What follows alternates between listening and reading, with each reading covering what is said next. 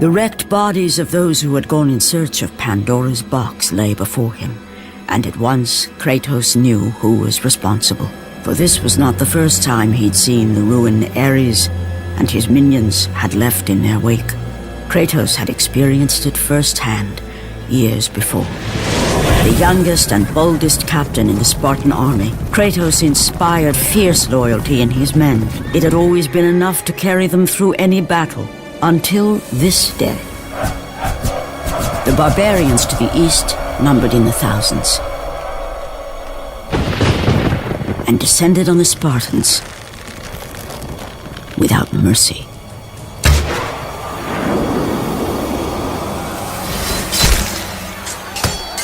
The battle lasted mere hours.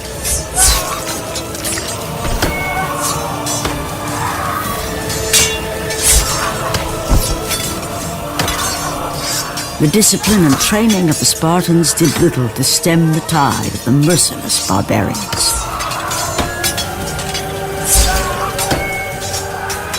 The soldiers faced a massacre, while their young captain faced the end of his brilliant career and his life. But to Kratos, victory was worth any price, even his soul. Ares! Destroy my enemies, and my life is yours!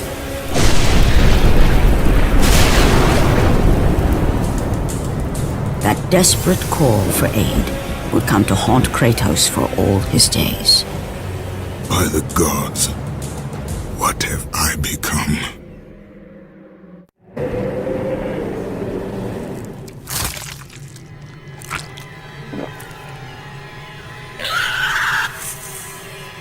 Kratos had been in service to the gods long enough to know the Harpy had been sent as a warning, a reminder from his former master of the decision that had cost Kratos everything. Had it been that long since he'd almost met his end at the hands of the barbarians? That long since he'd traded everything to save himself? Ares! The sky split apart, and the god of war stepped through. Descending from Olympus, he saw the makings of a god in a mere mortal. Ares would save Kratos. He would turn him into the perfect warrior, his servant on Earth. Only a simple pledge of loyalty was required. My life is yours, Ares. From this day, I shall carry forth your will. And his fate was sealed. As promised, Ares rescued his new disciple, bringing forth the power of a god, destroying those who would slaughter Kratos and his men.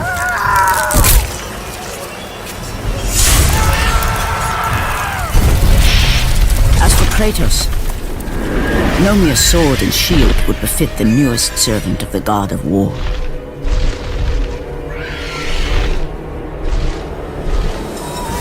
The blades of chaos, forged in the foulest depths of Hades.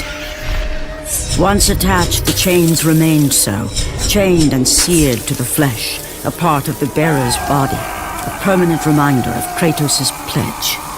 In return, ultimate power. The rage of Ares exploded from within. But soon, he would learn the true cost of such power. A cost too high even for Kratos to pay. Wretched beast! I know who it is you serve! Return to your master! Tell the god of war I am his no longer. Tell him he is not safe while I walk the earth. I will find Pandora's box, and I will use it to see him tremble and fall before me. The path before Kratos was clear, but still, the memories came rushing back, as familiar and permanent as the blades chained to his wrists. Memories of what he'd done in the name of Ares. Memories of how he'd become a servant to the god of war. A beast, his humanity robbed, and replaced only with the will to murder. No one was safe. Entire armies fell before Kratos and the soldiers who followed him on his unending path of conquest, all in the name of his master. Those who offered resistance of any kind were dealt with quickly. They've built this temple to offer prayers to Athena! This entire village stands as an affront to Lord Ares! Burn this village! Burn it to the ground!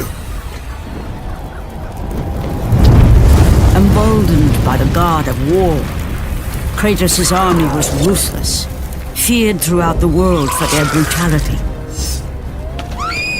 All that mattered was conquest in the name of Kratos, their great leader, who had become near invincible. He feared nothing. Yet there was something about this temple, something forbidden. All his instincts told him he should never cross its threshold. Never step inside. Beware, Kratos.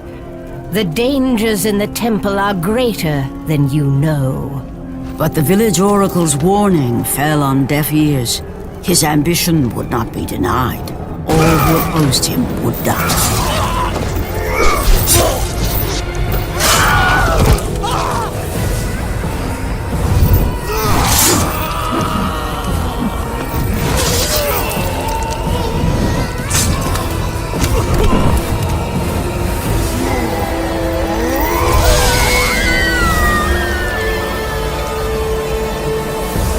In that instant, the glory he had reveled in turned to horror.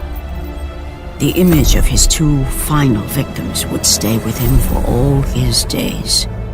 With that act, Kratos knew he could no longer serve his master. He had but one calling now, the death of Ares.